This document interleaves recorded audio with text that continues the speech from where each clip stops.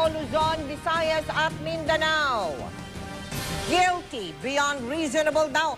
Yan po ang hatol ng korte sa aktor at dating kongresistang si Dennis Roldan sa kasong pagdukot sa isang batang Chinoy noong taong 2005. Reclusion perpetua o hanggang 40 taong pagkakakulong ang sentensya ng korte, hindi makapaniwala si Roldan sa naging hatol.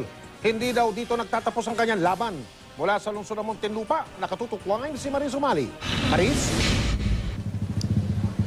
Mel Mike, parang ang teleserye sinubaybayan ang kidnap for ransom case na ito na kinasangkutan ng aktor at ng dating Quezon City Representative na si Dennis Roldan, at matapos na ang 9 na taon ay hinatulang guilty itong si Roldan kasama ang dalawa pa niyang mga kapwa accused, ano? At ngayong hapon ay dinala na sila dito sa Bilibid. Accused Mitchell Gumabaw, aka Dennis Roldan, Rowena P. San Andres, and Adrian C. Domingo are hereby found guilty beyond reasonable doubt of the crime of kidnapping for ransom. Blanco ang mukha ng aktor at dating congressman na si Dennis Roldan. Halos di makitaan ng emosyon nang marinig ang hatol ng Pasig Regional Trial Court sa kasong kidnapping laban sa kanya at ilan pang kasamahan. Pero nang makausap ng media, inilabas niya ang sama ng loob at iginiit na wala siyang kinalaman sa kaso. Hindi masaya, hindi ba? Dahil negative yung decision sa atin. Ang isang mga hindi maganda, yung bang ang nag-decide ng case natin is hindi yung nag-hearing ng case. Ang bail ko nga is there is no sufficient evidence that will link me in the case. Intelligence operatives of the Philippine National Police. 9 na taon na ang nakararaan nang masangkot si Roldan o Mitchell Gumabaw sa totoong buhay sa pangingidnap sa 3 taong gulang na si Ken Shiyu, anak ng mayamang Chinoy na negosyante. Sa surveillance video ito ng mga pulis na isinumite sa korte, nakuna ng batang si Kenshi sa safe house kasama ng 2 kasabwat umano ni Roldan. Umabot sa 250 million pesos ang hininging ransom sa pamilya Yu. Pero mahigit 1 linggo lang matapos ang kidnapping, matagumpay na na-rescue ang bata. Halos kasabay nito arestado si Roldan at mga kasama sa isang bahay sa Quezon City. Mahigit 1 taon ding napiit si Roldan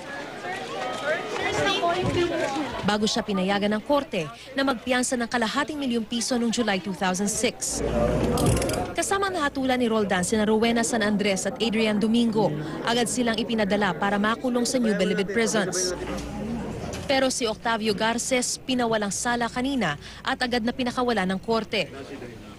Si Garces at ang isa pang kaibigan nito si Albert Pagdanganan ay kapwa-akusado ni Roldan. Pero di nagtagal, umamin sila at itinuro si Roldan na mastermind. Si Pagdanganan ay napatay sa isang police operation noong 2007. Si Garces tuwang-tuwa nang marinig ang hatol sa kanya. 9 years ako nagtiis. Hanapin yung justisya. At last, the truth set me free. Ang sinasabing girlfriend ni Roldan na si Suzette Wang, pinaghahanap pa rin hanggang ngayon. Si Wang ay sinasabi ring kaibigan ng ina ng biktima. Siya rin daw ang nag-casing dito. Tulad ni Pagdanganan, patay na rin ang 2 pang akusado na sina Noel San Andres at Romeo Orcajada. Kasama ni Roldan ang pamilya habang binabasahan ng sakdal kanina. At nang marinig ang hatol, di na nila napigilan ang emosyon. I'll always be here for you, so yeah, we'll be in this together, of course. Yeah. Always. Be strong, and the Lord is there. You know, we're Christians, and kasama sa trials yan. You know, but in the end, matatapos naman lahat yan.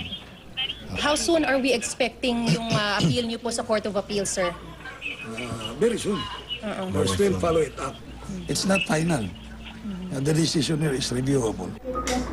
Pero hindi dumating sa korte ang mag-inang Jenny at Ken Shiyu. Malaking tagumpay naman daw na maituturing ng grupong Movement for Restoration of Peace and Order ang kasong ito. Tinutukan ng grupong ito ang kaso mula nung simula. Huwag siyang magmamaang-maangan na parang maamong kordero daw siya ngayon at nagbagong buhay, no?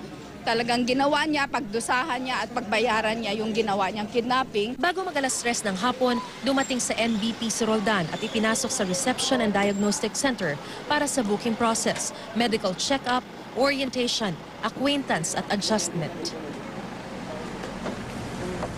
Tulad nga, Mike, ng mga bagong sentensyado ay mananatili dito sa RDC o yung Reception and Diagnostic Center si Roldan. At bahagi ito ng protocol ng Bilibid para mabigyan sila ng pagkakataon na makapag-adjust bago tuluyang ilipat sa maximum security compound. At maidagdag ko lang, Mike, kanina pagkatapos ilabas yung hatol ay nag-tweet ang isa sa mga anak nitong si Dennis Roldan at ito ay ang tweet o mensahe ng pagsuporta sa kanilang ama. And let me just read to you itong tweet na ito ni Michelle Gumabaw.